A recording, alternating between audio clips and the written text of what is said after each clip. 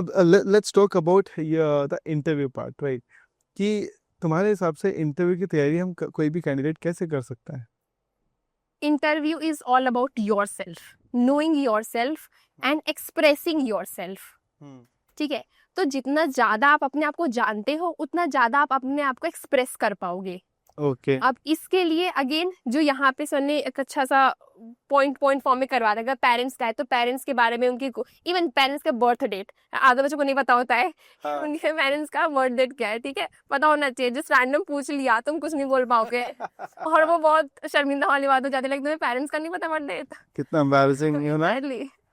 तो मतलब वो होना चाहिए तुम्हारे पेरेंट्स के बारे में, पहले वो क्या कर रहे हैं, कौन सी कंपनी में जॉब कर रहे हैं, वो कंपनी क्या काम कर रही है, वो सारी बातें। अब मेन आते हैं क्वालिटीज के ऊपर। ओके। तुम्हें क्या पसंद है क्वालिटीज, तुम्हें क्या नहीं पसंद है। अगेन इसका वाइस वर्सा, तुम्हारे पेरेंट्स को तुम्हारे बारे में क्या पसंद है और तुम्हारे पेरेंट्स को तुम्हारे बारे में क्या नहीं पसंद है। तो ये जो एक्टिविटी सर ने यहाँ पे करवाई है, अब उससे क्या हुआ, मस्त सबका बन गया, हमारा पेरेंट्स का, हमारे सिबलिंग्स का, हमारी टीचर्स का। हाँ। तो इस तरीके से सबका अपना आप बना लो, क्योंकि जब पीआई के हम शुरू करते हैं, हमारे नेम के बाद एड्रेस के बाद हमारा वही आता है ना पेरेंट्स का कॉलम, वहाँ पे पेरेंट्स की क्वालिफिकेशन और पेरेंट्स क्या कर रहे हैं। अब वो कुछ भी पूछ सकते हैं तुम्हारे फैमिली में, तुम्हारे ब्रदर सिस्टर क्या कर रहे हैं, क्यों कर रहे हैं, तुम्हारे उनके साथ बॉन्ड कैसा है, किस टाइप का कनेक्शन तुम शेयर कर रहे हो, सीक्रेट्स क्या शेयर करते हो। तो इस टाइप की चीजें तुम प्री हैंड प्रिपेयर करो। तुम्हारे पास एजुकेशन का जो कॉलम है, ये पीआई की फॉर्म सबके पास है। अब एजुकेशन में तुमने कहाँ कहाँ से स्कूलिंग करी है, अब स्कूल के टाइम में तुमने क्या क्या किया है, अब तुम जानो, तुम सोचो, भले तुमने बुलेटिन बोर्ड कंपटीशन में, तुमने रंगोली कंपटीशन में पार्टिसिपेट करा होगा, बट तुमने किया है, बहुत लोगों ने नहीं किया है। ठीक है, मैंने नहीं किया रंगोली में, तो हम तो क्या करेंगे। तो मतलब तुम ना लिखो कि तुमने क्या क्या किया है। यू नेवर नो कि तुम्हारा वो पॉइंट कहाँ तुम्हें काम आ जाएगा। तो नो योर सेल्फ का बेसिक ही मतलब है तुम अपनी पूरी लाइफ को एक कागज पे उतार दो।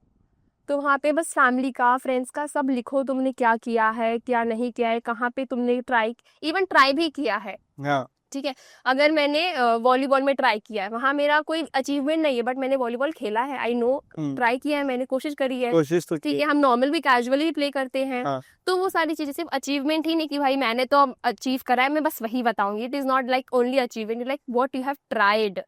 तो इससे तुम्हारा पीआईक्यू उतना ही स्ट्रांग बनता जाएगा। फिर तुम्हारे स्पोर्ट्स, एक्स्ट्रा करिकुलर एक्टिविटीज तुम सब जानो, और जिसको अभी अपॉर्चुनिटी मिल रही है वो अभी करो।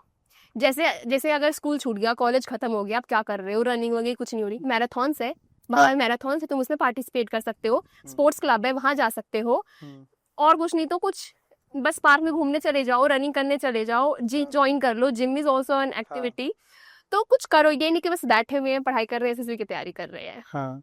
तो अपने आप को बिल्ड करो, अपने आप के बारे में लिखो, जानो। तो इससे आई थिंक इंटरव्यू का आधे से ज्यादा तो यहीं पर खत्म हो जाना है। तो आपसे इंटरव्यू के अंदर मैक्सिमम जो क्वेश्चंस किस चीज पे पूछे गए थे? Maximum like 70% it is all about PIQ. अब उसके बाद जो मैं बोल रही हूँ, अब उसके ऊपर फिर वो अंदर अंदर अंदर जाते हैं। और पीआईक्यू में यही जो आपने बातें बताई, यस सर, कि रिगार्डिंग की family, regarding your school, college, your work, तो फिर जीके टेक्निकल नॉलेज ये कहाँ है?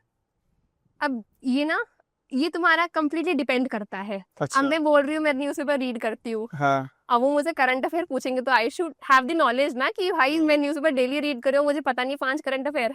हाँ। तो ये होना चाहिए। अगेन वो पूछते भी हमें प्री हैंड, डेफिनेटली हमें अपनी तरफ से तैयार रहना चाहिए।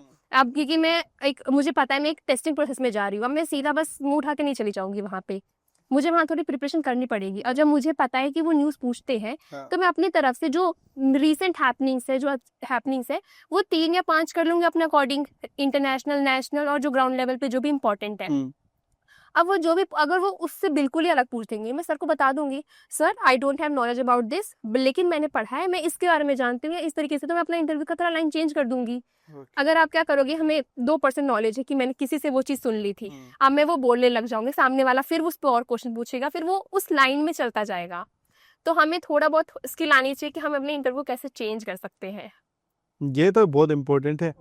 गाइज आप लोग ये बताना चाहता हूँ कि अगर आप अपने एसएसबी की तैयारी कर रहे हैं और आपका एसएसबी है, राइट, शिल्पी ने एकदम सही बोला, आपको 5 नेशनल, 5 इंटरनेशनल, और मोर इम्पोर्टेंट ये जो 5 ऑन ग्राउंड उस समय पे जो ज़रूरत है, तो भी कुछ भी हीटेड चीज़ चल रही है, you should be able to tell. And Shilpi is right, मतलब आप लोग A क्लास गजेटेड इंटरव्यू दे रहे हो यार, उसके अंदर आपसे मुंह उठा के जाओगे तो फिर यस सर, तो मुंह उठा के वापस ही आओगे? Yes sir. राइट।